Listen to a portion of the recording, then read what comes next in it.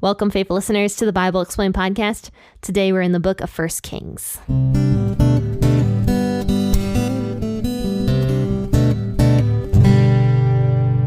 The weather in my area finally broke. It was so sunny and so beautiful for about 2 weeks with not even a cloud in the sky. But now it is rainy. It's getting a little bit on the chilly side, and you can kind of just tell that fall is coming. I don't know if you've ever noticed this, but I have noticed this. It just seems like the second the calendar says first day of fall, that is honestly when the weather changes from summer to fall. It's like the weather is reading the calendar. It's like, oh, today's fall. I have to now bring rain and colder temperatures. But I hope you all have been having a really great start to your week so far. Don't forget that on Fridays, I used to do an Old Testament episode, but I switched that up a little bit. And now Friday's episodes are for members only. We are going through the book of Psalms right now, which has been really great. And if you would like to gain access to Friday's episodes, you got to check out Ko-fi, linked in the description below, and sign up for the coffee tier in order to gain access to Friday's episodes. But let's get into today's episode, where we're going to be talking about Solomon's organization of Israel and his wisdom, but all of the ways that he actually breaks God's laws regarding kings, which are all laid out in 1 Kings chapter 4. So we're going to read the entire chapter today. Make sure to grab your cup of coffee and let's jump right in. I'll be reading from the WEB. King Solomon was king over all of Israel. These are the princes whom he had: Azariah the son of Zadok, the priest; Elihoreph and Ahijah, the sons of Shisha, scribes; Jehoshaphat the son of Ahilud, the recorder; Benaiah the son of Jehoiada was over the army; Zadok and Abiathar were priests; Azariah the son of Nathan was over the officers; Zabud the son of Nathan was chief minister, the king's friend; Ahishar was over the household; and Adoniram the son of Abda was over the men subject to forced labor. Solomon had 12 officers over all of Israel, who provided food for the king and his household. Each man had to make provision for a month in the year. These are their names: Ben-Hur in the hill country of Ephraim, Ben-Daker in Mekez, in Shalbim, Beth-Shemesh, and Elon Beth-Hanan. Ben-Hesed in Araboth, Succo and the land of Hepher belonged to him. Ben-Abinadab in all the height of Dor. He had Tetheth, Solomon's daughter, as wife. Bana the son of Ahilud, in Tanakh and Megiddo, and all Beth-Shan, which is beside Zarethan, beneath Jezreel, from Beth-Shan to Abel-Maholah, as far as beyond Jokmeam. Ben-Gaber in Ramoth-Gilead, the towns of Jair, the son of Manasseh, which are in Gilead, belong to him, and the region of Argob, which is in Bashan, 6 great cities with walls and bronze bars, belong to him. Ahinadab the son of Edo, in Mahanaim. Ahimaaz in Naphtali. He also took Basemeth, the daughter of Solomon, as wife. Bana the son of Hushai, in Asher and Baloth. Jehoshaphat the son of Peruiah, in Issachar. Shimei the son of Elah, in Benjamin. Gaber the son of Uri, in the land of Gilead, the country of Sihon, king of the Amorites, and Og, king of Bashan, and he was the only officer who was in the land. Judah and Israel were numerous as the sand which is by the sea in multitude, eating and drinking and making merry. Solomon ruled over all the kingdoms from the river to the land of the Philistines and to the border of Egypt. They brought tribute and served Solomon all the days of his life. Solomon's provision for one day was 30 cores of fine flour, 60 measures of meal, 10 head of fat cattle, 20 head of cattle out of the pastures, and 100 sheep, in addition to deer and gazelles and roebucks and fattened fowl. For he had dominion over all, on this side of the river, from Tipsah even to Gaza, over all the kings on this side of the river, and he had peace on all sides around him. Judah and Israel lived safely, every man under his vine and under his fig tree, from Dan even to Beersheba, all the days of Solomon. Solomon had 40,000 stalls of horses for his chariots, and 12,000 horsemen. Those officers provided food for King Solomon, and for all who came to King Solomon's table, every man in his month.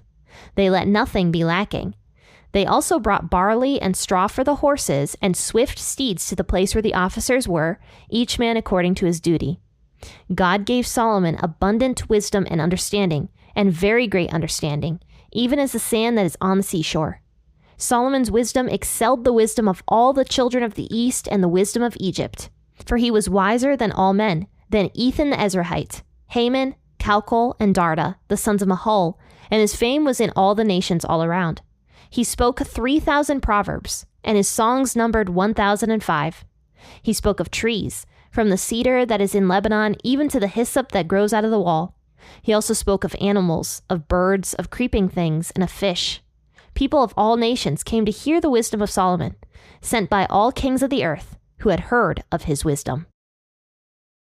So as you guys have deduced, you can see that this entire chapter is just an overview of all of Solomon's reign from the time that he first took the throne when he was basically a little kid to the time that he died. And it says overall, Israel was extremely peaceful during the days of Solomon and extremely wealthy as well. So Solomon was an excellent leader, an excellent king for Israel, and was able to give Israel a lot of financial security and peace. And that's mostly because of how wise God had allowed Solomon to become. God gave Solomon the gift of wisdom, and Solomon used it very well to make Israel a strong nation. So it says in verse 1 and 2, King Solomon was the king over all of Israel, and these were the princes whom he had. The first was the high priest, and it says that Azariah, the son of Zadok, became the high priest. Now Zadok, we know, was the high priest during the days of David, and he was also a friend of David and was very old, so probably Zadok died very quickly after Solomon became the next king, and Zadok's son, Azariah, became the next high priest while Solomon was reigning as king. Now the scribes were two guys. It says Elihoreph and Ahijah, who were brothers, the sons of Shisha, became the scribes. And then Jehoshaphat, the son of Ahilud, became the recorder. So I had to look up what the difference was between a scribe and a recorder. And from my understanding, a scribe was somebody more like a lawyer who would handle all the legal documents, and they might also have some like religious aspect to that as well, where they would write down and dictate the laws of the Old Testament scriptures. But they were kind of like lawyers, whereas the recorder was more like an accountant. He would handle the financial side of things. So Solomon had two scribes or two lawyers and a recorder or an accountant. Then he had Benaiah, the son of Jehoiada, which we know that guy. He was also alive during the days of David, and he must have been a very young man when David was relatively old, because Benaiah took over Joab's job very quickly and became the commander of the army. And it looks like he maintained that position for a very long time under Solomon. So it says that he was over the entire army, and then Zadok and Abiathar were the priests. Now, some people might look at that and be like, well, that's a contradiction, because just 2 chapters ago, it says that Solomon, to punish Abiathar specifically, took the priesthood from him. So how can he be a priest again? Well, most likely the person that was writing this down still gave Abiathar the priesthood because it was an honorable position and because he had been a priest for a short period of time during Solomon's reign. But also it mentions Zadok here, which, don't forget, Zadok would have died very quickly after Solomon became king because he was a very old man. So the author of 1 Kings was just giving Zadok and Abiathar the honor that they were due by calling them priests. But to continue on in verse 5, it says, Azariah, the son of Nathan, was over the officers, and then his brother Zabud was the chief minister, and it says also the king's friend. So the chief minister would have been the king's personal priest. So Azariah, who was the high priest, was somebody different. He was the high priest over all of Israel, but Zabud would be the king's personal priest and also a good friend of the king, it looks like. And then Ahishar was over the household. So it sounds like he was the head servant who oversaw everything relating to Solomon's household. And then Adoniram, the son of Abda, was over the men subject to forced labor. I don't know what it is about this time period, but everybody's name starts with an A. I mean, just look at what we just read. There's Azariah, Ahilud, Ahijah, Abiathar, another Azariah, Ahishar, Adoniram, Abda. I mean, look at all these A names. It's just getting so confusing for me. Hopefully they kind of peter out after a while here. Now, I'm not going to get into verses 7 through 19 because all of these names history doesn't really know much about them, so I'm just going to do a quick overview of this paragraph. It said that Solomon had 12 officers over all of Israel who provided food for the king and his household. Each man had to make a provision for a month in the year. So these officers, as scripture calls them, were the men who were in charge of their particular cities and or tribes. So it gets kind of confusing, but you can really see the organization that Solomon put in place with Israel. He was a very organized individual, and he used his wisdom to put people in places of leadership so that Solomon didn't have to do everything. So you can see how Solomon's wisdom is really shining through actually in this chapter, just talking about the intense organization that was taking place in Israel. And another way Solomon was very organized is that all of these officers, for 1 month out of the year, because there's 12 months in the year, right? And there's also 12 tribes of Israel and 12 officers overseeing those tribes. Each officer had to provide food for the king's household out of 1 month of every year. Now, in our perspective nowadays, that doesn't sound like it would be a lot of food, but it actually was a ton of food, because Solomon had 1 million wives and probably 1 billion children, as we're going to get into. And he also had servants and slaves and anybody else that he provided for in his family. So Solomon's household needed a lot of food every single day. And these officers would provide food every day for a month-long period. And of course, these men wouldn't have to provide it out of their own budgets. It would be all of that tribe or all of that city that they were leading would provide food for the king for that particular month. So it mentions the 12 men who are officers in verses 7 through 19. But then in verse 20, it says that Judah and Israel were as numerous as the sand which is by the sea in multitude. They were eating and drinking and making merry. So everybody was extremely happy during the days of Solomon. It was probably Israel's most peaceful time period ever that they're ever going to experience. This short little reign that Solomon has is Israel's most peaceful time. And that's because Solomon, not only did he have great wisdom, but he also loved the Lord, is what it said in the last chapter. And so God blessed Solomon and also the people because of Solomon's love for him and because of God's great mercy. So Israel was not only numerous in people, but it sounds like they were having a whole lot of children. It sounds like they were all very prosperous. And for the first time of their existence in Israel, like the 600 years that they have been in Israel up until this point, they now finally have complete and total peace. Somebody is not trying to come in and take them over. It says Solomon ruled over all the kingdoms from the river to the land of the Philistines and to the border of Egypt. They brought tribute and served Solomon all the days of his life. So not only was Israel providing for Solomon, but the nations surrounding Israel were also providing for Israel because of how powerful Israel became during the days of Solomon. The nations around Israel didn't want to mess with Israel because of how powerful they had become.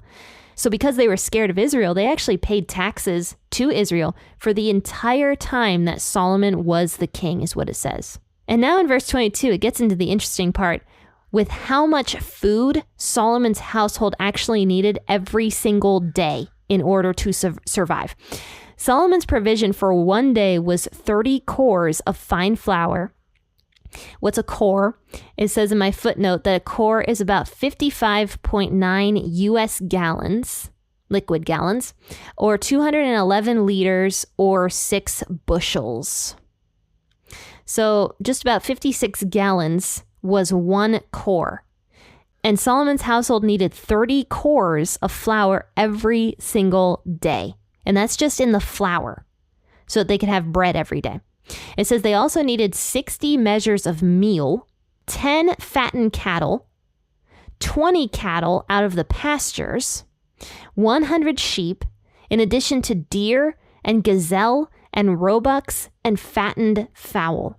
Every single day they needed 30 cows, they needed 100 sheep, and in addition to all of this, whatever deer and gazelles and roebucks and birds people could bring to sustain the rest of Solomon's household. So that is how large Solomon's household was. According to Enduring Word commentary, it says that all of this food could feed from 15,000 to 36,000 people every single day. And that's probably accurate to how many people were actually in Solomon's household, if you think about it, because Solomon had close to 1,000 wives. And I don't even know how many children Solomon had. Who knows how many kids Solomon had? We have no clue.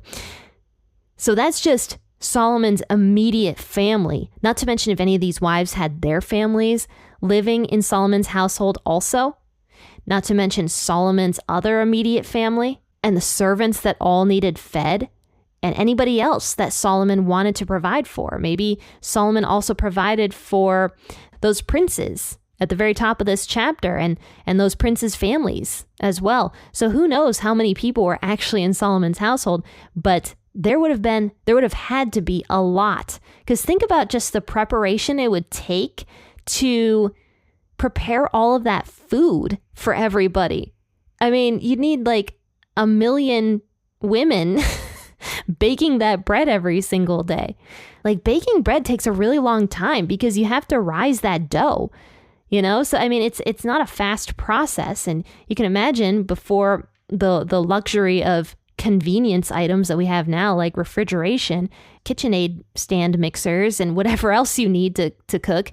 They didn't really have any of those modern conveniences back in those days. So just imagine the amount of people it would take to prepare one meal for Solomon's entire household, and then prepare the meal for all the servants on top of that. So all of this had to be very organized because of how insanely huge Solomon's household truly was.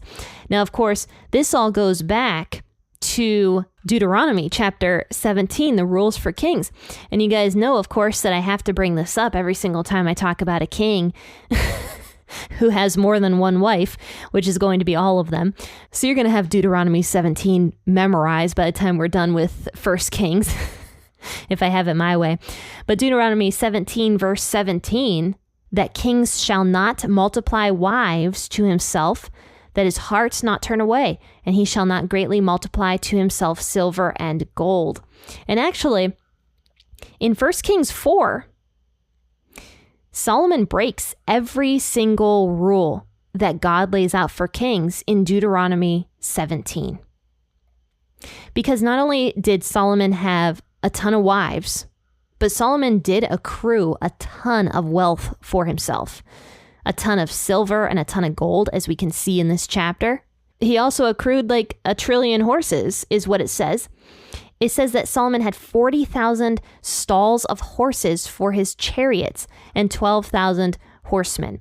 Now, some people wonder if that is a translation issue, if over the years an extra zero got added there and it was really 4,000 horses. But regardless, that is a lot of horses that needed to be taken care of. And it actually says that the people who provided food for Solomon's household also had to provide food for those horses as well. They would bring barley and straw for the horses. And it says that they would also gift more horses to the king as well. So Solomon had a lot of horses and a lot of people taking care of those horses as well. 12,000 footmen for all of these particular horses. So what does Deuteronomy 17 say? The rules for kings. Verse 16, he shall not multiply horses to himself, nor cause the people to return to Egypt, to the end that he may multiply horses, because Yahweh has said to you, you shall not go back that way again. Now, Solomon already did this. Not only did he have a whole lot of horses, but he did return to Egypt and in fact married the Pharaoh's daughter. That was one of Solomon's first wives. It could have been his first wife. We don't really know. But that was at least one of Solomon's first wives, was the Pharaoh's daughter. And the reason he married the Pharaoh's daughter was so that he could have security with Egypt, like have a bond with Egypt. Because in biblical days, Egypt was actually notorious for how good their horses were. So Egypt was a big trade place specifically for horses of war. Solomon returning to Egypt to marry the Pharaoh's daughter would have caused the Pharaoh to actually help Solomon in times of need and in times of war as well, and provide those horses to Solomon during times of war. But what you can see here is that Solomon did this very unnecessarily because Israel had peace during the days of Solomon. Solomon never went to war. He was a peaceful king. And so he didn't even need the war horses from Egypt. He didn't need security from Egypt. And yet he chose to go that route anyway. And you might be like, well, what's the big deal? Why does God not want Israel to make an alliance with Egypt? What's the big deal? Well, first and foremost, the king was supposed to trust in God for security because actually God was technically the king of Israel. That was God's title. God had been the king during the days of the judges, but the people rejected God. They were like, no, God, we don't want you as king. We'd rather have a human king. And so God was like, all right, I'll give you a human king because you have rejected me as your king. But that human king was supposed to ultimately give God the glory and still say, you know, God, you are in control of everything. You are ultimately the king of everything. I'm just the king that the people have selected. But as humans, it's very hard to do that because, you know, these kings were given all this power and all this wealth. So unfortunately, the kings also rejected Yahweh as well as the people. So God was supposed to be the ultimate protector of Israel. But also, God didn't want Israel making an alliance with Egypt specifically because Egypt had enslaved his people for 400 years. In the book of Exodus. And God didn't ever want his people relying on Egypt again because of that. Because Egypt had stabbed Israel in the back once before. So who's to say they wouldn't stab Israel in the back later on? So God basically told Israel, do not trust Egypt. Do not go back there. And Solomon disobeyed God. He married the Pharaoh's daughter. He gained a whole lot of horses, a whole lot of wealth, and basically broke every single rule that God gave the kings in Deuteronomy chapter 17. And yet, in spite of this, in verse 29, God gave Solomon abundant wisdom and understanding, and very great understanding, even as the sand that is on the seashore.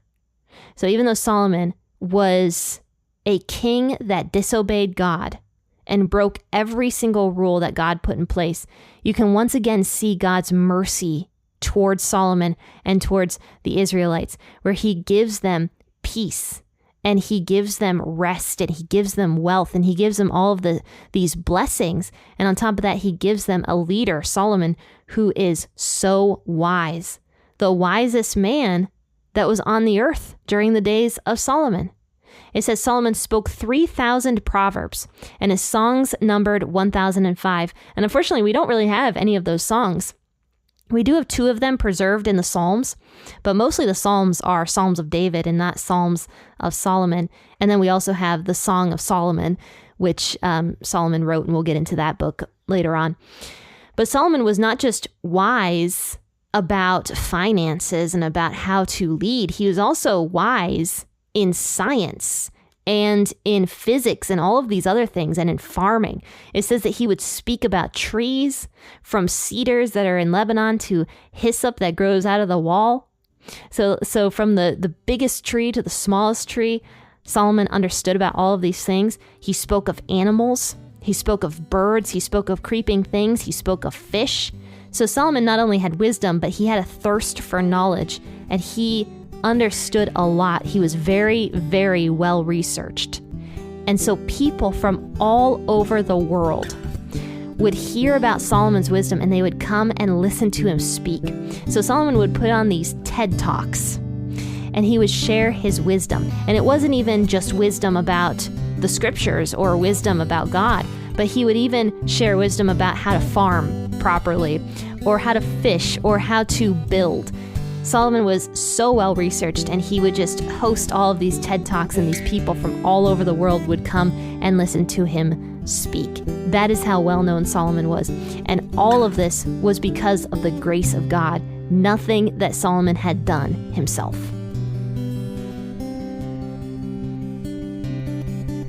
Faithful listeners, fall is officially here. It is now the season of fall, and cold weather is on the way, and you're going to need a nice, warm Psalm 40 beanie, which is available in the shop. It is unisex. It looks great, and it has my favorite verse, which is Psalm 40, verse 2, right on the brim of the beanie. So make sure to check out the description the second this episode is over, which is right now. I hope you all have a wonderful rest of your day. I will see you tomorrow for an episode from 1 Corinthians.